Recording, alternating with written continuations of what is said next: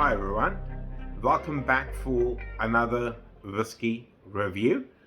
I'm on a roll now, 2 whiskey reviews in 2 days. Well, you can probably tell from the t-shirt, sitting in the same spot. I'm recording them back to back. I recorded the review for the new Isle of Harris single malt, the Heroic, and now onto something very special and something I've been waiting to review for a very long time.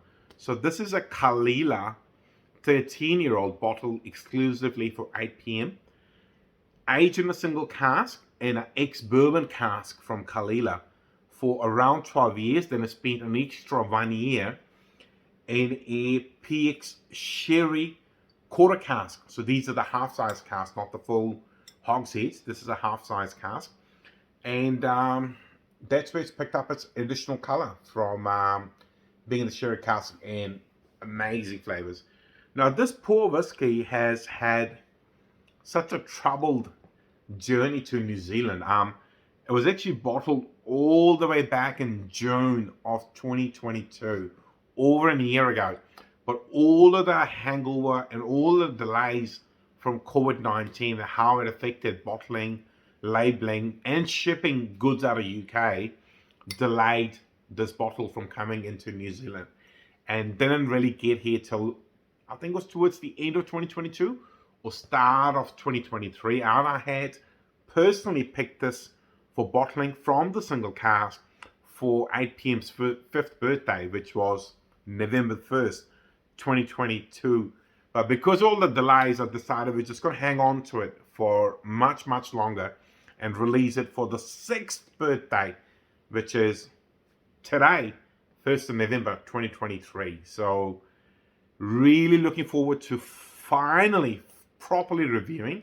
Well, I have been properly reviewing it, and a whole entire bottle has gone since they've landed here. Now, the single cask range itself, so friends and connoisseurs in New Zealand who've been following my journey, the single cask, we've been importing it to New Zealand for 8pm, and I'm personally a big fan of their releases. They are some of the best whiskies I've tried. This is an older release that I'm sort of trying not to run out. But during COVID-19 problems as well, with bottling issues, they for some time have moved to this slightly taller squared bottle. So it's the first time I've seen this bottle in New Zealand. Back to the whiskey. Now, in 2020 or around 2019, I think, we did an 8pm exclusive Caol Ila from the single cask as well, which was aged initially in a ex-bourbon cask, but they took a small part of it and further aged it in an Oloroso octave. So Oloroso was a different type, and this time we've gone for the Peat sherry to, I guess, offer people something a little bit different. And why not? I love both sherry type aging, but this gives us a bit of a point of difference. And here's to hoping, and I've got quite a few of those bottles left, by the way. I'd love to try them side by side, the 12-year-old finish in a Oloroso and this one now. All right, let's get into it. Oh, that gentle smoke straight away. It just get a bit of notes of cherries. Now, here's something interesting. I'm personally a big fan of Caol Ila for one simple reason. They give a lot of their casks to independent bottlers. So that you get to try Caol Ila, not just a 12-year-old distillery exclusive, which is quite smoky, more ex-bourbon cask age, but because of these amazing independent bottlers who've got access to Caol Ila casks, we get to try them in different ways, aged in a sherry, different types of sherry, even port, and all that kind of stuff. So you get to really understand the spirit, what it can do in different cask types. Just a hint of honey, but the smoke is not overwhelming by any imagination. There's not a big whiff of smoke. There's a little bit of sweetness on the nose. Just a bit of raisin sweetness coming through. So this is not full sherry either, because it's only spent about a year in the sherry quarter cask. It's picked up some goodness, but it's not overwhelming sherry, which some people don't like. But for me personally, the smoky whiskey aged in sherry cask, that's the holy grail. The full flavor, the smoke in the sherry. All right, let's have a sip. Well, again for me, but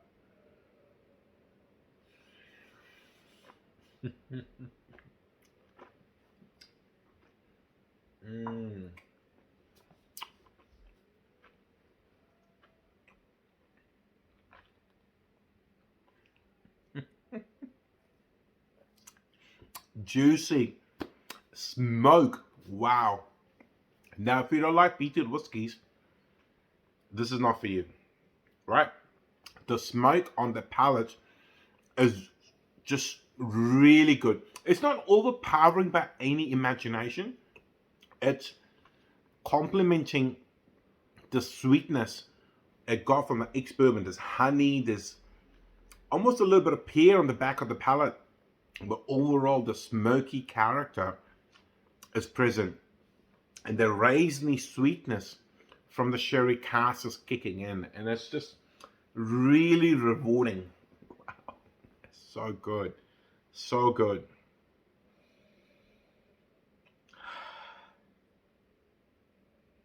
See, on the nose, way more honey and a lot less smoke even on the nose now.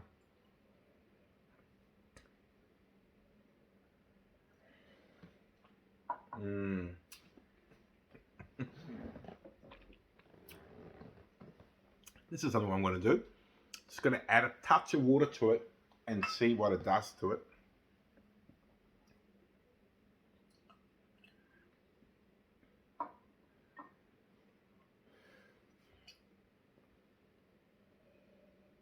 Ooh. It's even more of the honey note. It's got a little bit more ashy on the nose. All right, let's see if anything changes on the palate.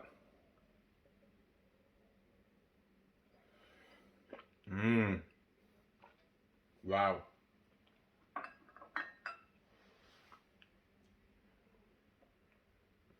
So it's just a slight touch of water has calmed that smoky notes down just a tad more. It's allowing more of the honeyed, raisiny sweetness to come forward, which is so rewarding. Really, really good. Oh, so good. So this is a 135 bottle release, and bottled at 52.4% ABV. Just dropped in ABV quite a bit in between the aging in ex-bourbon cask and the additional aging in the sherry cask, because I've tried a lot of Caol Ilas at around the 12-year-old mark, which are closer to the 60% still. So this one's obviously much lower. There's a bit more oak on the palate as well. I generally don't know how that's happening. I don't know if that quarter cask was been aged prior. Not really sure. I don't remember from the emails, but says right there, refill PX.